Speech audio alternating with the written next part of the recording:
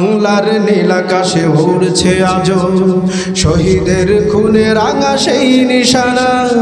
লাল সবুজের এই পতাকা মাঝে, লাল সবুজের এই পতাকা মাঝে একে দিয়েছে বাংলার সীমানা। হবে না কোনো দিন তাদের দেয়া ঋণ শোধ, হবে না, হবে না কোনো দিন তাদের দেয়া ঋণ শোধ হবে না। বাংলার নীল আকাশে উড়ছে আজো শহীদের খুনে রাঙা সেই নিশানা। লাল সবুজের এই পতাকা মাঝে, লাল সবুজের এই পতাকা মাঝে একে দিয়েছে বাংলার সীমানা।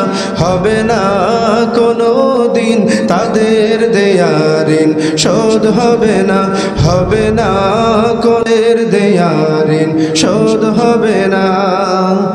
গর্ব করি মোরা যাকে নিয়ে, সেই তো আমার এই জন্মভূমি। গর্ব করি মোরা যাকে নিয়ে, সেই তো আমার এই জন্মভূমি। তোমার বুকে যারা শায়িত আছে, তোমার বুকে যারা শায়িত আছে, যাদের কারণে আজ ধন্য তুমি।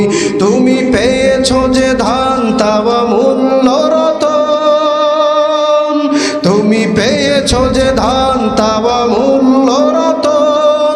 ধরার বুকে যার নেই তুলনা, হবে না কোনো দিন তাদের দেয়া ঋণ শোধ, হবে না, হবে না কোনো দিন তাদের দেয়া ঋণ শোধ হবে না। বাংলার নীল আকাশে উড়ছে আজো শহীদের খুনে রাঙা সেই নিশানা। লাল সবুজের এই পতাকা মাঝে, লাল সবুজের এই পতাকা মাঝে একে দিয়েছে বাংলার সীমানা। হবে না কোনো দিন তাদের দেয়া ঋণ শোধ, হবে না, হবে না কোনো দিন তাদের দেয়া ঋণ শোধ হবে না। ভাষার তরে যারা দিয়ে গেছে প্রাণ, দেয়নি মিটাতে বাংলার সম্মান। সালাম রফিক বরকত জব্বার, সালাম রফিক বরকত জব্বার, সালাম রফিক বরকত জব্বার।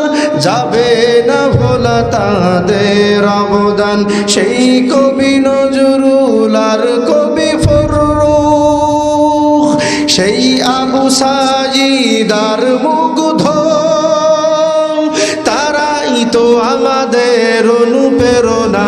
হবে না তা, হবে না কোনো দিন, হবে না কোনো দিন তাদের দেয়া ঋণ শোধ, হবে না, হবে না কোনো দিন তাদের দেয়া ঋণ শোধ হবে না।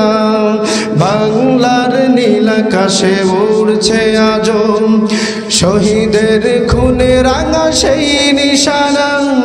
লাল সবুজের এই পতাকা মাঝে, লাল সবুজের এই পতাকা মাঝে একে দিয়েছে বাংলার সীমানা। হবে না কোনো দিন তাদের দেয়া ঋণ শোধ, হবে না, হবে না কোনো দিন তাদের দেয়া ঋণ শোধ হবে না।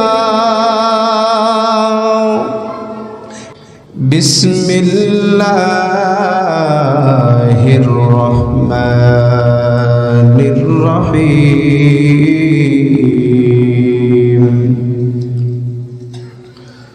قل إن كنتم تحبون الله فاتبعوني يحببكم الله ويغفر لكم ذنوبكم والله غفور رحيم। قال النبي صلى الله عليه وسلم من أحب سنتي فقد أحبني ومن أحبني كان معي في الجنة أو كما قال النبي عليه الصلاة والسلام صدق الله المولانا العظيم وصدق على رسوله النبي الكريم ونحن على ذلك من الشاهدين والشاكرين والحمد لله رب العالمين قال رب اشرح لي صدري ويسر لي أمري واحلل عقدة من لساني يفقه قولي قالوا سبحانك لا علم لنا إلا ما علمتنا إنك أنت العليم الحكيم সকলেই মহব্বতের সাথে দরুদ ইব্রাহিম পড়ি আল্লাহুম্মা সাল্লি আলা মুহাম্মাদ ওয়া আলা আলি মুহাম্মাদ কামা সাল্লাইতা আলা ইব্রাহিম ওয়া আলা আলি ইব্রাহিম إنك حميد مجيد اللهم بارك على محمد وعلى آل محمد كما باركت على إبراهيم وعلى آل إبراهيم إنك حميد مجيد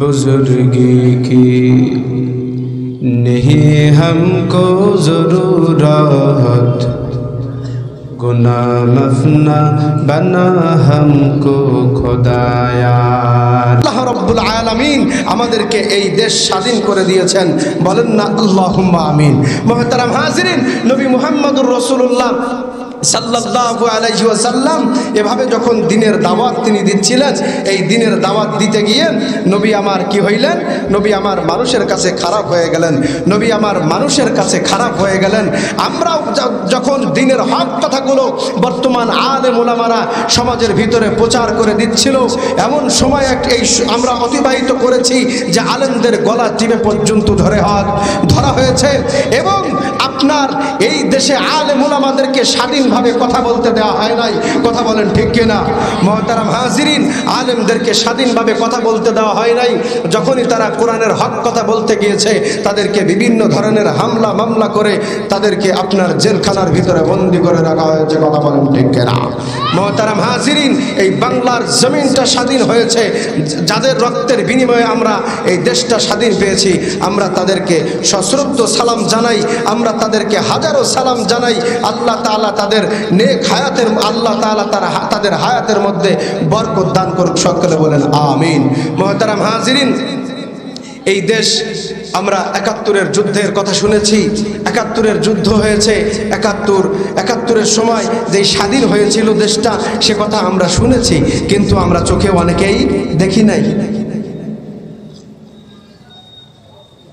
মুহতারাম হাজিরিন আমরা কিন্তু দেখতে পারি নাই আমরা দেখেছি ২৪-এর স্বাধীনতা এই বাংলার জমিনে বাংলার আকাশে আমরা লাল সবুজের পতাকা উড্ডীন করে সারা পৃথিবীর ভিতরে লাল সবুজের পতাকাকে উড্ডীন করে আমরা ইসলামের সাথে সাথে ইসলামের পতাকাকে উড্ডীন করে বাংলার জমিন থেকে আপনার ইসলামের পতাকাকে উড্ডীন করে সারা বিশ্বের ভিতরে আমরা দেখিয়ে দিতে চাই কথা বলেন ঠিক কিনা মোহতারাম হাজিরিন, আমরা বলছিলাম যে আমরা ৭১-এর স্বাধীনতা দেখি নাই, কিন্তু আমরা দেখেছি ২৪-এর স্বাধীনতা, যাদের বিনিময়ে আজকে আমরা এই দেশটাকে স্বাধীন পেয়েছি।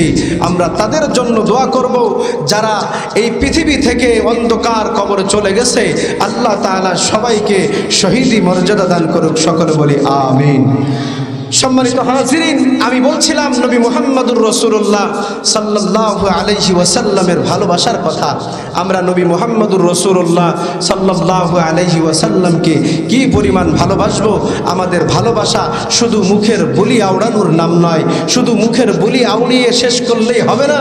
আমাদের ভালোবাসার প্রমাণ নবী মুহাম্মদুর রাসূলুল্লাহ সাল্লাল্লাহু আলাইহি ওয়াসাল্লামের জন্য দিতে হবে। কথা বলেন ঠিক কিনা? মুসলমান ভাইরা রে, আমার কথাগুলো দিল দিয়ে বুঝবেন। মুসলমান ভালো করে বোঝার চেষ্টা করবেন। নবী মুহাম্মদুর রাসূলুল্লাহ সাল্লাল্লাহু আলাইহি ওয়াসাল্লামকে আমাদের জীবনের সবটুকু দিয়ে ভালোবাসতে হবে, সবটুকু দিয়ে ভালোবাসতে হবে। জীবনের সর্বোচ্চ দিয়ে আমার পয়গম্বর নবী মুহাম্মদ সাল্লাল্লাহু আলাইহি ওয়াসাল্লামকে ভালোবাসতে হবে। আল্লাহর পয়গম্বর হাদিসে পাকের মধ্যে জানায় দেন, লা ইউমিনু আহাদুকুম হাত্তা আকুনা আহাব্বা ইলাইহি মিন ওয়ালিদিহি ওয়া ওয়ালাদিহি ওয়ান নাসি আজমাইন। মুসলমান ভাইরা রে, আমার ভালো করে বোঝার চেষ্টা করবেন। মুসলমান ভালো করে বুঝবেন। আল্লাহর পয়গম্বর নবী মুহাম্মদ সাল্লাল্লাহু আলাইহি ওয়াসাল্লাম দুনিয়ার সমস্ত মানুষদেরকে জানায় দেয়, মানুষ শোনো, যত সময় পর্যন্ত তোমরা আমি নবী মুহাম্মদুর রাসূলুল্লাহ সাল্লাল্লাহু আলাইহি ওয়াসাল্লামকে জীবনের সবটুকু দিয়ে ভালো না বাসবা, তত সময় পর্যন্ত তোমরা কেউ কালেও পরিপূর্ণ ঈমানদার হতে পারবা না। মুসলমান ভালো করে বোঝার চেষ্টা করবেন। মুসলমান নবী মুহাম্মদ সাল্লাল্লাহু আলাইহি ওয়াসাল্লাম জানা দেয়, এই দুনিয়ার মানুষ যত সময় পর্যন্ত তোমরা তোমাদের সন্তান সন্ততি পিতা মাতা, এক কথায় পৃথিবীর সব কিছুর চাইতে, সকল ভালোবাসার চাইতে যখন আমি নবী মুহাম্মদকে বেশি ভালো না বাসবা, তত সময় পর্যন্ত তোমরা কশিনকালেও পরিপূর্ণ ঈমানদার হতে পারবা না। মুসলমান ভালো করে বোঝার চেষ্টা করবেন। মুসলমান ভালো করে বুঝবেন, নবী মুহাম্মদ সাল্লাল্লাহু আলাইহি ওয়াসাল্লামকে আমরা তো ভালোবাসি না, আমরা শুধু মুখেই বলি ভালোবাসি। আজকে যদি নবী মুহাম্মদ সাল্লাল্লাহু আলাইহি ওয়াসাল্লামের ভালোবাসা আমাদের মধ্যে থাকতো, তাহলে কশিনকালেও আমার নবীর বিরুদ্ধে যখন মানুষ কথা বলতো, আপনি আমি চুপচাপ ঘরের ভিতরে বসে থাকতে পারতাম না। কথা বলেন ঠিক কিনা? মুসলমান ভালো করে বুঝবেন, যদি নবী মুহাম্মদ সাল্লাল্লাহু আলাইহি ওয়াসাল্লামের ভালোবাসা আপনার আমার ভিতরে পরিপূর্ণভাবে থাকতো, কোন নাস্তিক বেঈমানের কথায় আপনি আমি ঘরের ভিতরে চুপচাপ করে বসে থাকতে পারতাম না। আল্লাহর নবীকে ভালোবেসেছেন হযরত সাহাবায়ে কেরাম রাদিয়াল্লাহু তাআলা আনহুম আজমাইন। জীবনের সবটুকু দিয়ে নবী মুহাম্মদুর রাসূলুল্লাহ সাল্লাল্লাহু আলাইহি ওয়াসাল্লামকে সাহাবায়ে কেরাম ভালোবাসেন। জীবনের সবটুকু দিয়ে সাহাবায়ে কেরাম ভালোবাসেন। কিভাবে সাহাবায়ে কেরাম ভালোবাসেন মুসলমান, আমি আপনাদেরকে ছোট্ট একটা মিসাল দিলে বুঝতে পারবেন। এই মুসলমান, সাহাবায়ে কেরাম সবাই একজন মানুষ নাই যে নবীজিকে ভালোবাসে নাই। নবীজিকে কলিজা দিয়ে ভালোবেসেছেন, নবীজিকে কলিজা দিয়ে ভালোবেসেছেন। জীবনের সবটুকু নবীর জন্য উৎসর্গ করে দিয়েছেন। আল্লাহর পয়গম্বর নবী মুহাম্মদ সাল্লাল্লাহু আলাইহি ওয়াসাল্লাম সমস্ত সাহাবায়ে কেরামদেরকে বললেন, এই সাহাবায়ে কেরাম শোনো, তোমরা যুদ্ধের জন্য সবাই মাল পেশ করো, মালদার যা আছে পেশ করো সামর্থ্য অনুযায়ী। সমস্ত সাহাবা একরাম বাড়ির মধ্যে চলে গেলেন। সমস্ত সাহাবা একরাম যার যার সামর্থ্য অনুযায়ী আল্লাহর পয়গম্বরের সামনে মাল এনে হাজির করলেন। কিন্তু আল্লাহর নবী এবার সমস্ত সাহাবা একরামদেরকে জিজ্ঞাসা করলেন, হযরত ওমরকে জিজ্ঞাসা করলেন, ওমর তুমি কি পরিমাণ মাল তুমি ঘর থেকে নিয়ে আসছো, কি পরিমাণ মাল? আল্লাহর পয়গম্বরের সাহাবী হযরত ওমর বললেন, পয়গম্বর আমি মাল এনেছি। আমার ঘরের ভিতরে যত সম্পদ ছিল, যত মাল ছিল, আমার ঘরের ভিতরের মালকে আমি দুই ভাগে বিভক্ত করেছি। একটা ভাগ আমি আমার পরিবারের জন্য রেখে আসছি, আর একটা ভাগ আমি আপনার সামনে এনে হাজির করেছি। একবারে চিৎকার মেরে বলা যাবে কি সুবহানাল্লাহ? মুসলমান ভাইরা রে আমার, আজকে আমাদের অবস্থা কেমন? যদি দিনের জন্য কারোর কাছে কোনো কিছু চাওয়া হয়, সে তো দেবেই না, আরো এমন উল্টা এমন গরম গরম কথা শুনিয়ে দিবে, এত গরম গরম কথা শুনিয়ে দিবে যে পারবা না তো মাদ্রাসা চালানোর কি দরকার? এমন ব্যক্তি সমাজের ভিতরে আছে না নাই? মুসলমান, যেই ব্যক্তি এমন কথা বলবে তার মাদ্রাসার প্রতিও কোনো মায়া নাই, মাদ্রাসার প্রতি কোনো ভালোবাসা নাই, কোনো তলবে ইলমের প্রতি তার ভালোবাসা নাই, অবশ্য ওই ব্যক্তির ক্ষেত্রে আপনি খোঁজ নিয়ে দেখেন, ওই ব্যক্তি একটা টাকাও মাদ্রাসায় দান করে না। ঠিক কিনা? আরো জোরে বলেন ঠিক কিনা? এরমের লোক সমাজে আছে না নাই? মুসলমান ভাইরা আমার ভালো করে বোঝার চেষ্টা করবেন। হে মুসলমান, আল্লাহর নবী মুহাম্মদ সাল্লাল্লাহু আলাইহি ওয়াসাল্লাম এবার হযরত আবু বকর সিদ্দিক রাদিয়াল্লাহু তাআলা আনহুকে জিজ্ঞাসা করলেন, আবু বকর তুমি কি এনেছো?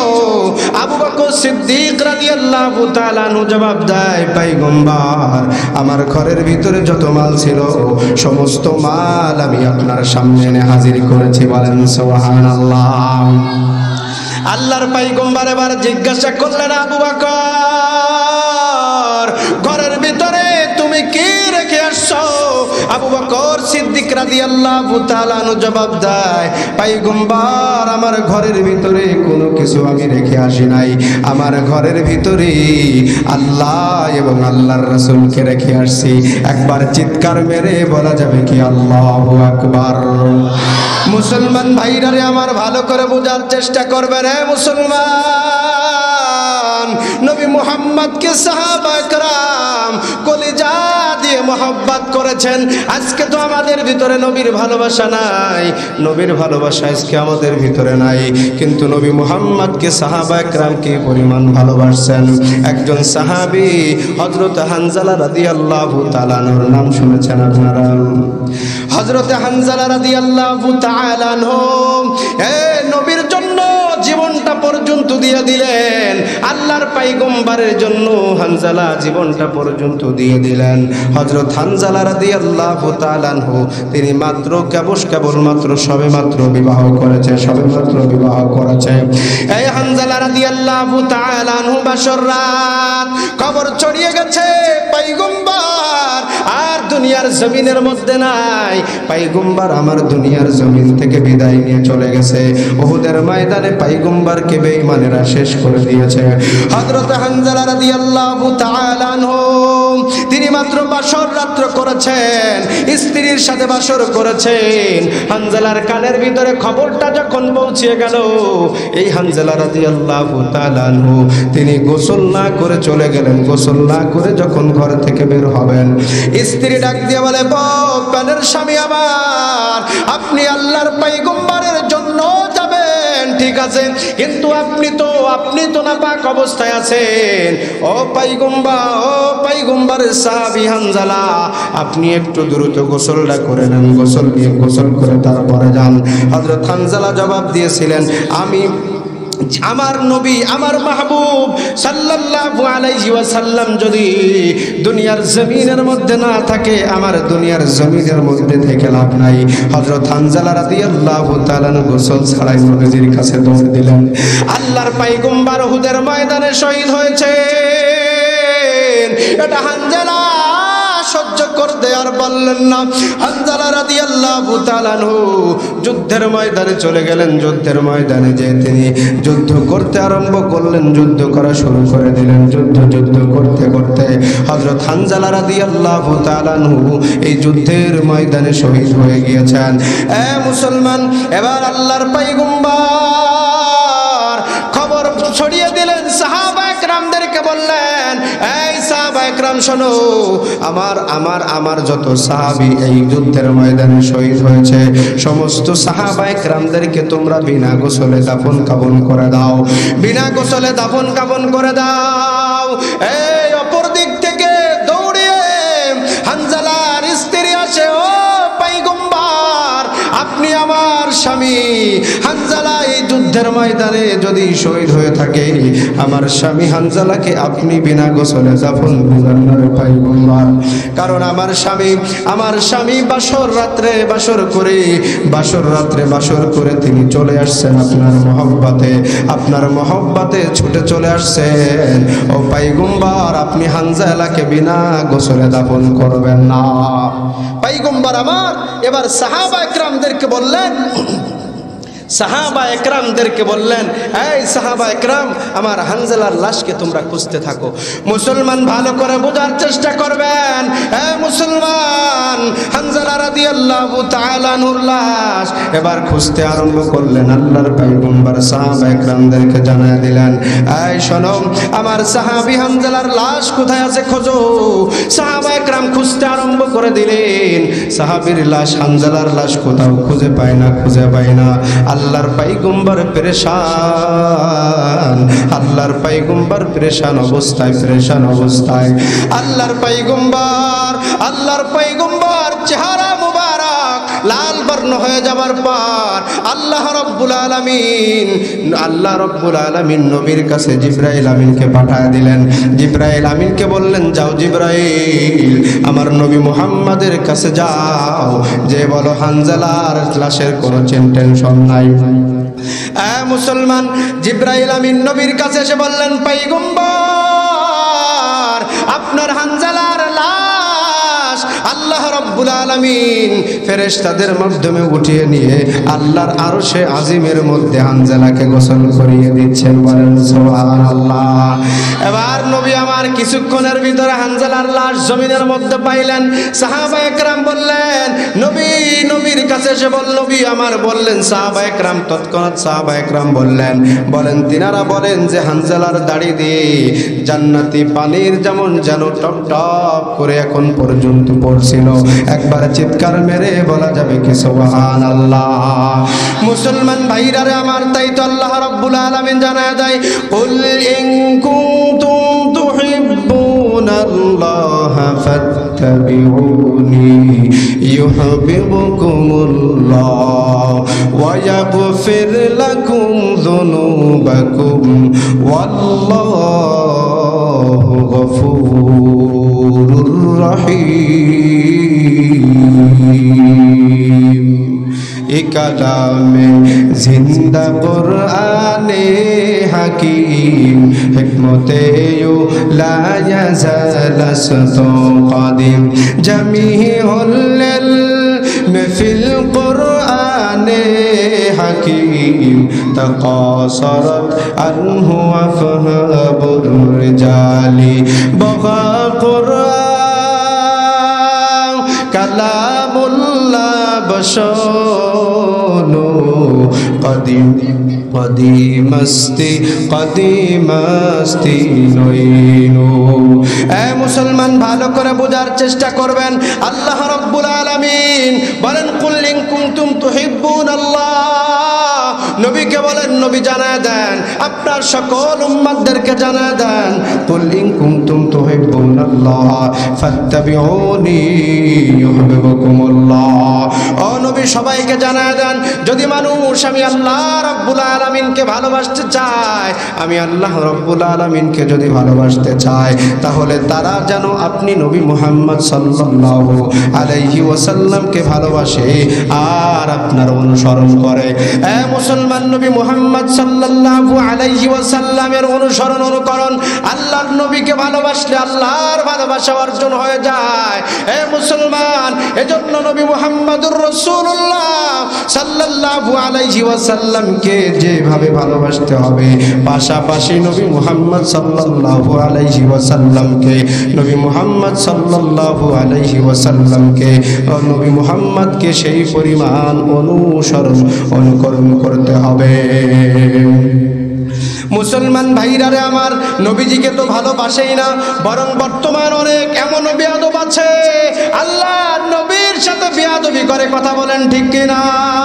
হে মুসলমান, এমনও মানুষ আছে যারা আল্লাহর নবী মুহাম্মদ সাল্লাল্লাহু আলাইহি ওয়াসাল্লামকে কটূক্তি করে, অসভ্য ভাষায় কথা বলে।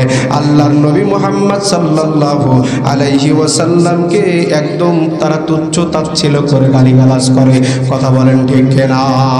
হে মুসলমান, পৃথিবীর প্রান্তে প্রান্তে নবী মুহাম্মদ সাল্লাল্লাহু আলাইহি ওয়াসাল্লামকে তারা অনেক কটু কথা বলে এবং গালিগালাজ করে। আল্লাহ এবং আল্লাহর রাসূলকে নিয়ে বাজে মন্তব্য করে। পৃথিবীর জমিনের ভিতরে আছে না নাই?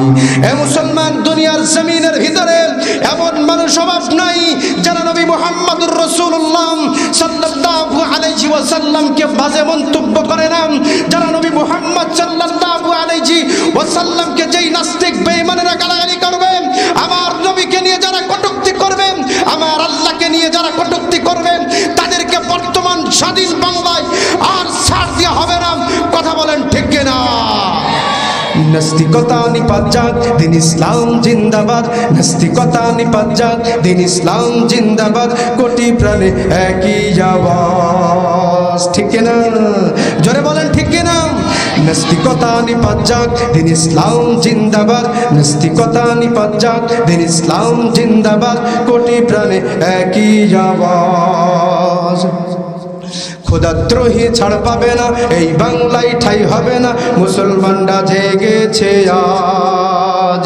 খোদাদ্রোহী ছাড় পাবে না, এই বাংলায় ঠাই হবে না। মুসলমানরা জেগেছে আজ। জোর কদমে সামনে চলো, বজ্র কণ্ঠে আওয়াজ তোলো, সবাই মিলে একই তালে দাও না স্লোগান, লিল্লাহে তাকবীর,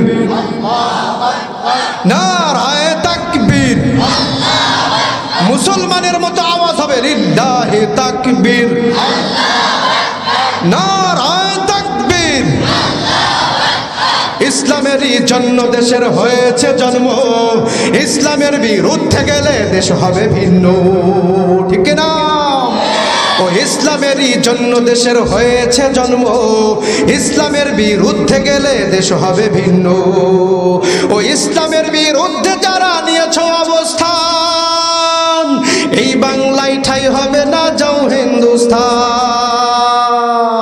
ও জোর কদমে সামনে চলো, বজ্র কণ্ঠে আওয়াজ তোলো, সবাই মিলে একই তালে দাও না স্লোগান, লিল্লাহে তাকবীর, নারায়ে তাকবীর,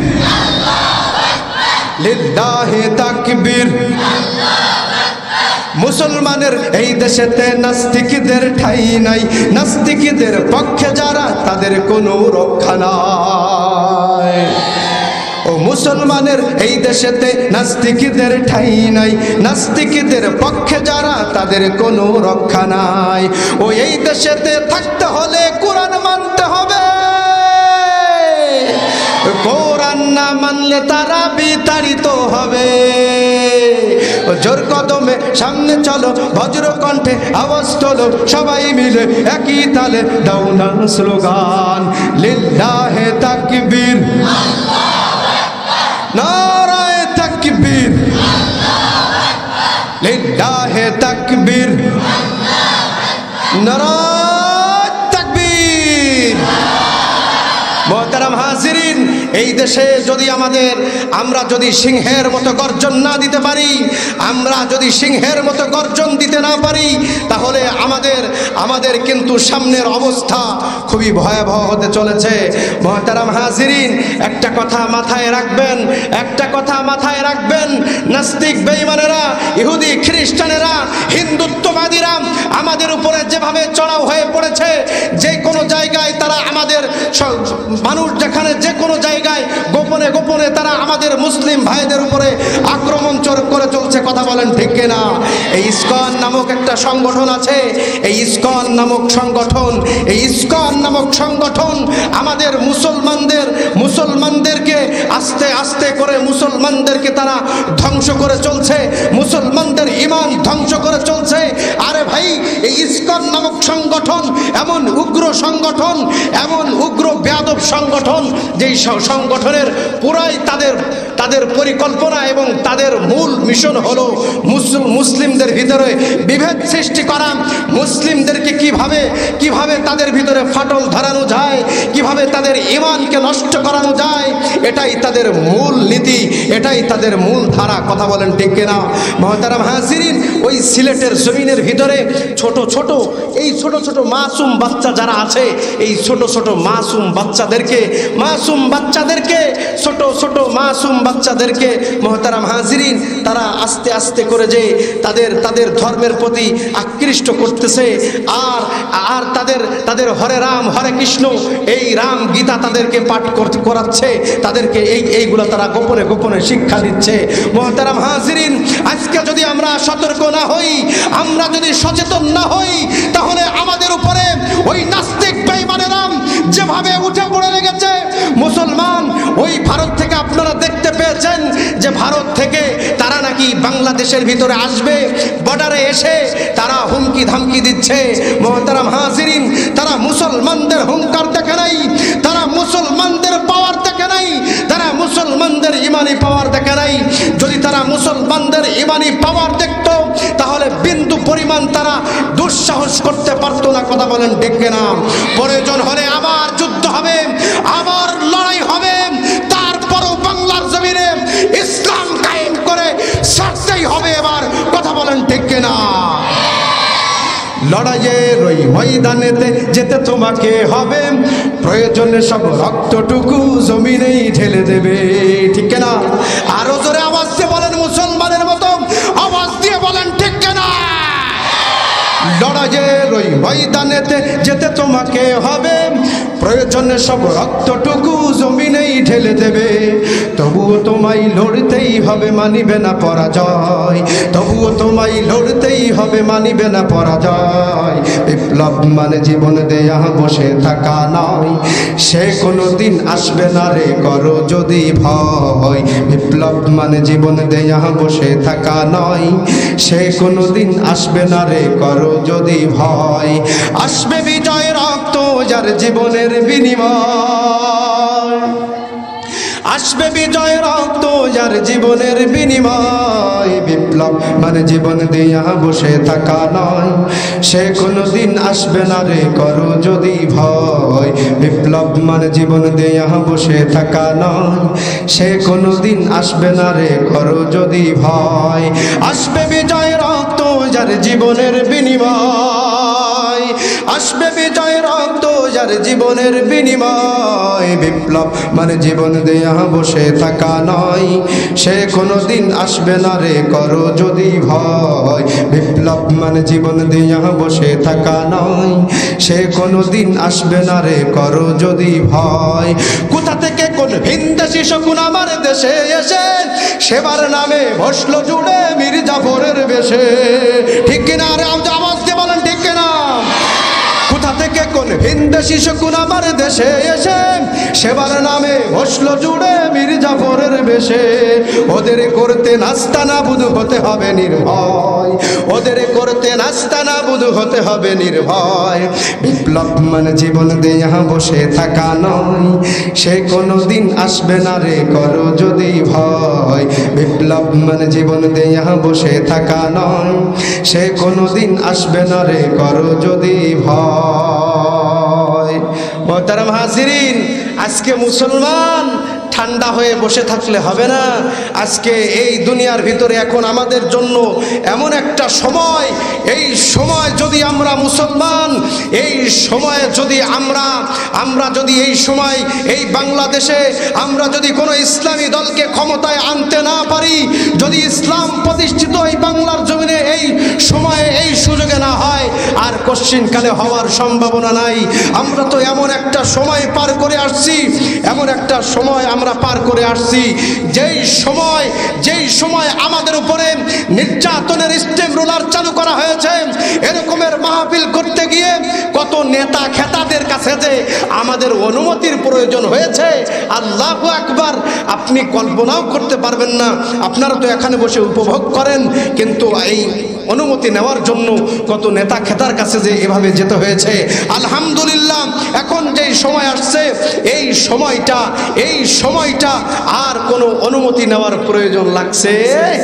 আলহামদুলিল্লাহ বলেন, আলহামদুলিল্লাহ বলেন। ইসলামের কথা বলবো, ইসলামের বাণী মানুষের মাঝে ছড়িয়ে দেব। আমরা কোনো বিধিনিষেধের মধ্যে থাকতে চাই না, কথা বলেন ঠিক কিনা? এদেশে ইসলাম ছিল, ইসলাম থাকবে। ইসলামকে যারা দেশ থেকে যারা বিতাড়িত করতে চায় তারাই এদেশ থেকে বিতাড়িত হয়ে যাবে। মুহতারাম হাজিরিন, একটা সময় আমরা অতিবাহিত করেছি কুকুরের মাথায় পর্যন্ত টুপি দিয়ে দেওয়া হয়েছে, কথা বলেন ঠিক কিনা? আমাদের জাতির পিতার নাম কি বলেন তো? আমাদের জাতির পিতার নাম কি বলেন তো? হযরত ইব্রাহিম আলাইহিস সালাতু ওয়াস সালাম। কিন্তু ইতিপূর্বে আমাদেরকে যেটা চাপিয়ে দেওয়া হয়েছিল, বলেন তো আমাদের সেই জাতির পিতার নাম কি? জানেন না সবাই?